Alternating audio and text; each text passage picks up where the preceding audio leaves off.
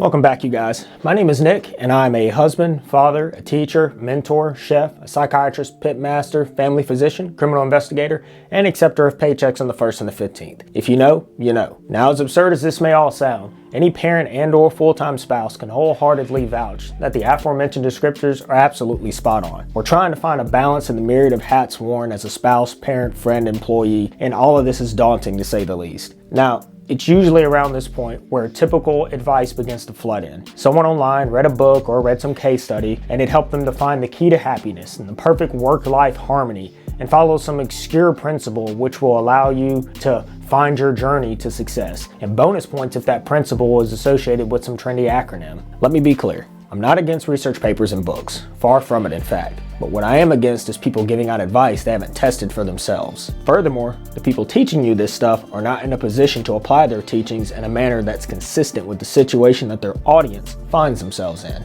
Everything I'm presenting is a real look into my daily life. I apply these principles every single day to the point where I subconsciously reevaluate myself in an effort to shift my priorities where they're needed. Now, enough with all that preamble, let's get into this. Finding balance in your life is one of the easiest hard things you'll ever have to contend with. Now, I'm aware that wasn't very straightforward, and that is by design. Unfortunately, there is no black and white answer to finding balance, but what we can do right here, right now together, is to develop a 3-step systematic approach to addressing the following. Step 1, what balance in your life looks like. Step 2, how to apply it. And step 3, how and when to reevaluate. Let's start with step 1, which is what balance in your life might look like. Balance means the same thing to everyone, but what's different about it is how it's weighed. Now, because I'm weird, I tend to treat most things in life like variables. When you break things down into variables and have a clear understanding of the end goal, you can quickly identify the subcomponents that make up the problem and fill in the blanks from there. Now, I understand if you're feeling a little lost right now, but don't worry. I'm going to get into some real-world examples of how my Rain Man brain works. Now, we're going to have to do a little math, but we're going to keep it easy.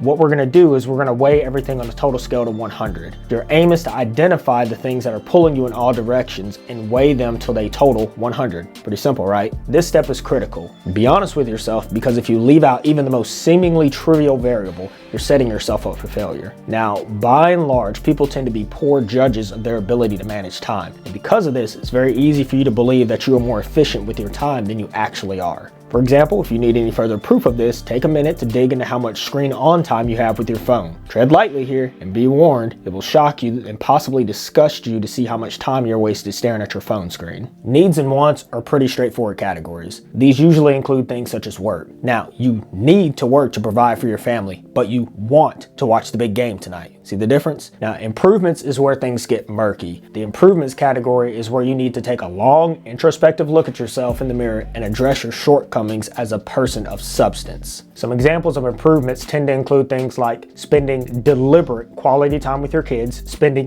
deliberate quality time with your spouse, generating clear roles and responsibilities in your relationship, and then sticking to it. Now, you get the idea. This can go on and on until you get tired of talking to yourself, but I believe this to be necessary because these improvements will eat away at all your needs and wants categories faster than you realize. So now, by taking this new approach of placing things into the categories of needs, wants, and improvements, we might generate a list that looks a little bit more like this. Needs, work 9 to 5. Wants, watch TV, such as streaming shows, movies, etc. Watching sports, football, baseball, basketball, whatever. Outdoor activities, hunting, fishing, snowboarding, whatever tickles your fancy. Or time with friends, going out to the bar, having a game night, whatever. Then there's the improvements category, spending quality time with your kids, all together as a collective, boy and girl together. Spending quality time with just your daughter or daughters, spending quality time with your son, spending quality time with your spouse, spending time together as a family, together as a collective. Generating your side hustle. It's 100% optional, but if that's your thing, that's your thing. Being a person of substance or knowledge, such as increasing your mental ability, your physical skills, all of that. You see how quickly this list of improvements expands? I would genuinely be shocked if anyone watching this video didn't find themselves filling out these categories, with the needs category being the smallest, followed by wants, and the largest being improvements. If your improvements category isn't the largest by a wide margin, you are probably lying to yourself. We can all improve in every aspect of our life, and a fool believes themselves to be without flaw. Now that we've built up a considerable list of needs, wants, and improvements, it's time to start weighing them out. Now, obviously, our needs category will take up the largest portion of our time, and for most people, this category will be our job or career. I'm going to weigh this with a score of 40. Now, why is that? Because in my eyes, giving anything above a 50 or above means I'm giving an unreasonable amount of time into something which will ultimately consume the other categories and push them to the side. This score assignment isn't based solely on the time allotted. In other words, just because work is the biggest time consumer in our lives doesn't mean we're required to weigh it unreasonably high. The reason we're weighing each item is that so that we rank them in the order of importance so that we can determine how much time we should devote to that thing.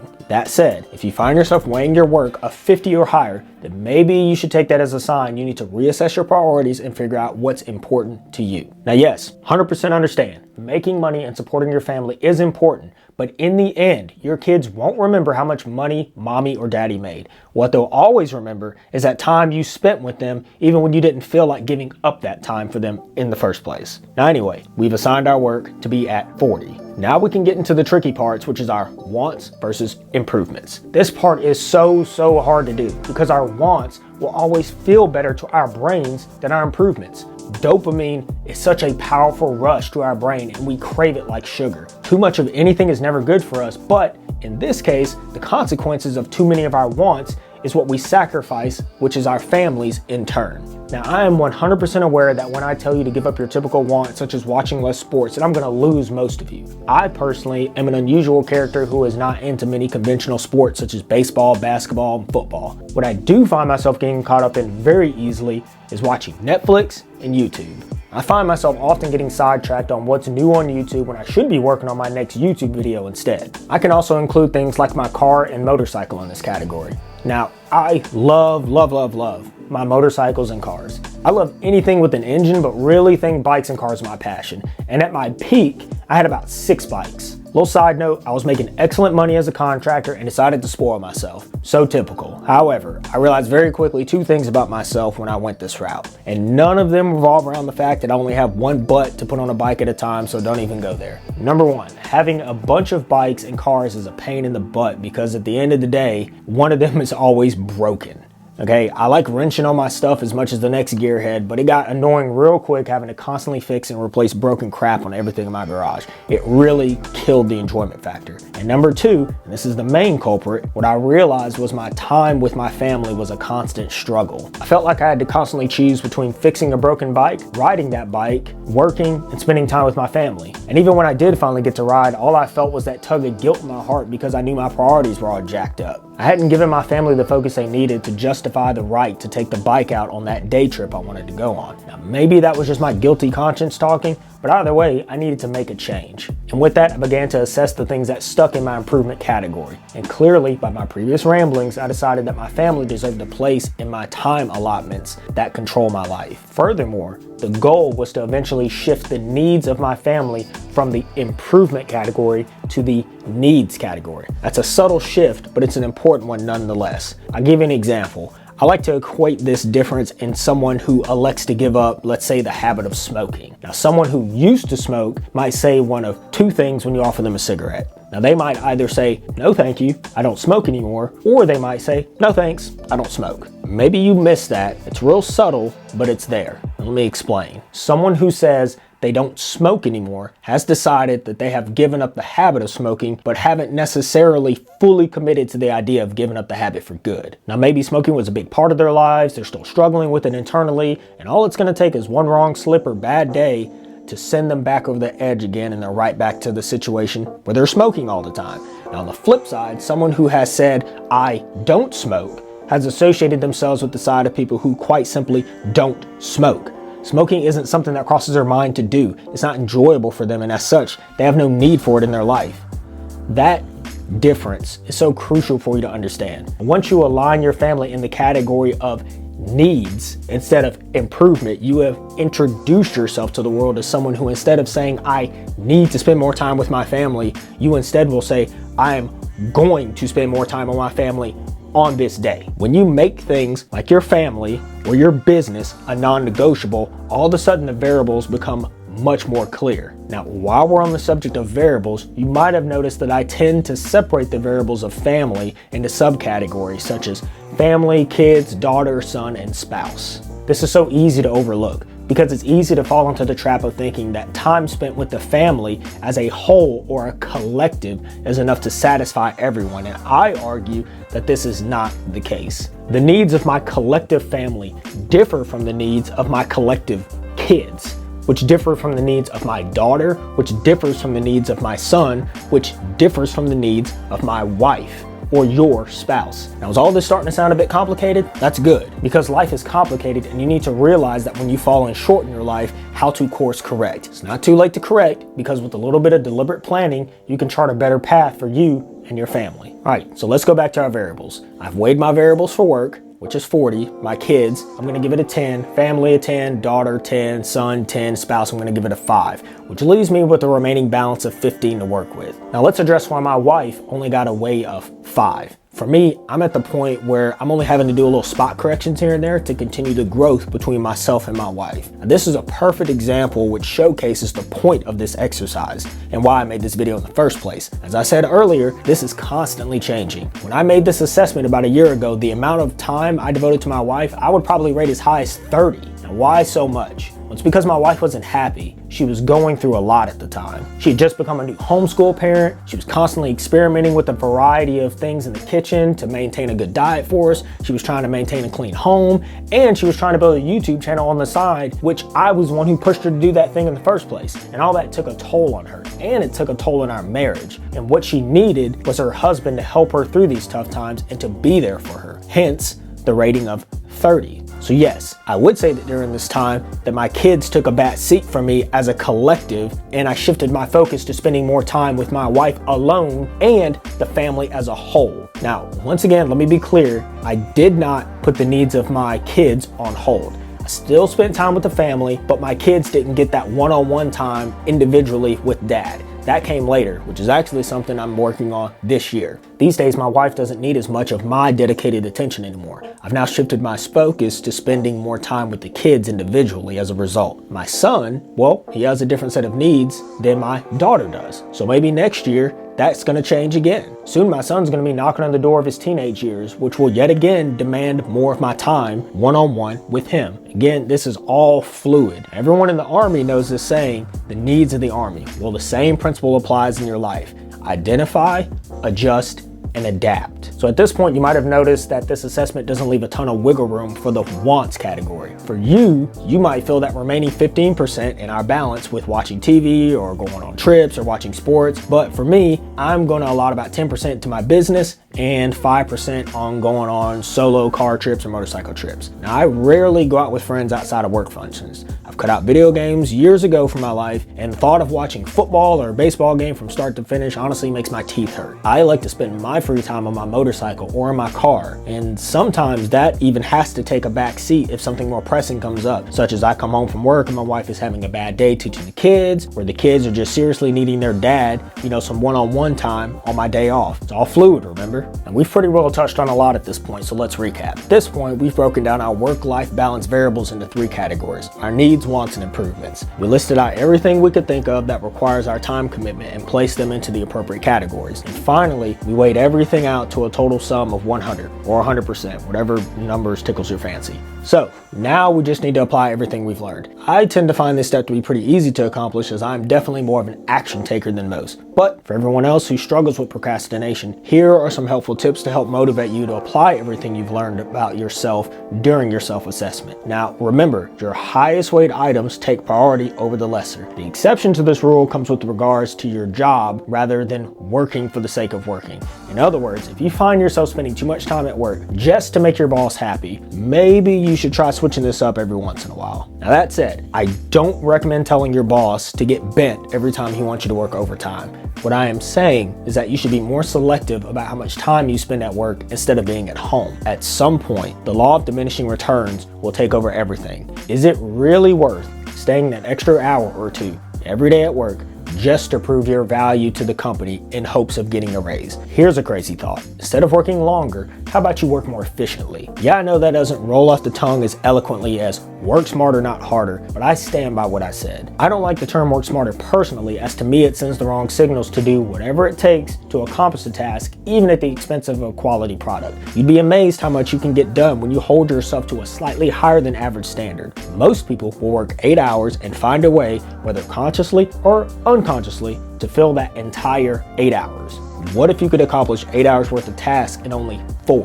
Would your supervisors feel that you're not working hard enough because you don't stay late? Or would they talk about how much of a reliable and dependable person you are by doing more in less time? I fully acknowledge that we've gone off on a hard tangent, so let's get back into how to apply this newfound balance. Let's hit my breakdown again, but remember, it's going to look considerably different than yours. Yours may look completely different based on where you are in your life and the areas that you see require improvement. So I'm currently at 40% work, 40% kids, 10% family, 10% daughter, 10% son, 5% spouse, 10% build a business, and 5% my motorcycle. Now here's an example of how this chart becomes handy. Now if a friend invites me to watch a football game with them, I'm gonna decline. Right off the bat, no discussion. Why? Because football doesn't fit into my chart. Now, does this make me come off as a bad friend or aloof or possibly antisocial? Yeah, possibly, but trust me, this feeling is gonna pass. Once you establish a routine and set standards within yourself, others are gonna take notice. And while initially they may view you as a buzzkill or whatever colorful term they wanna call you, eventually they're gonna realize that you're just a reflection of who they wanna be themselves. I realize how this sounds, but I wouldn't be telling you this if I haven't done it myself. People tend to gravitate towards others who are reliable, competent, and confident. You don't have to lower your standards to satisfy others. It's a fine line to walk, but with a little practice, you can learn it. On the other hand, if my daughter asks me to sit down with her and paint after I've worked a full day of work, I am more likely to say yes. I'm not gonna sit here and act like I always say yes, because that will be disingenuous. After all, I'm a full-time employee, I'm a leader in my career, I'm a parent and husband, and I get tired. But it never leaves my mind that my chart demands that I improve my relationship with my daughter. By keeping this variable strong in my mind, it makes it easier to either say yes to my little girl or makes it easy to reschedule with her. Full disclosure, I tend to reschedule a lot of things with my kids because work fatigue usually wins out. Again, I'm being brutally honest here because I'm not perfect. No one is. However, I always keep my word to my kids and follow through with our plans when we reschedule. If you find it hard to reschedule with your kids, then it's probably because they don't trust that you will keep your word. Be someone reliable and consistent that your friends, coworkers, boss, spouse, and most importantly, your kids can depend on. Kids can understand punishment when they do something wrong, but they struggle with the idea of understanding why mommy and daddy lied to them again. Now, like we've said over and over again, the purpose of categorizing and weighing out everything is to obviously stress the importance of each item. As previously mentioned, I weigh out my time with my wife less than that of my children. And this is because by my estimation, my kids are at a stage where they value my time over my wife more than ever. My wife can rebound more easily than my kids can at this point. So the extra time devoted to them is an easier pill to swallow. And I'm not sure about y'all, but it takes a deliberate effort for me to spend time with my kids. After a long day at work sometimes, I just want to be left alone and just speak with another adult. But that's not what my metrics tell me I should be doing. And by keeping this chart in mind, it should make clear where my priorities should lie at any point in time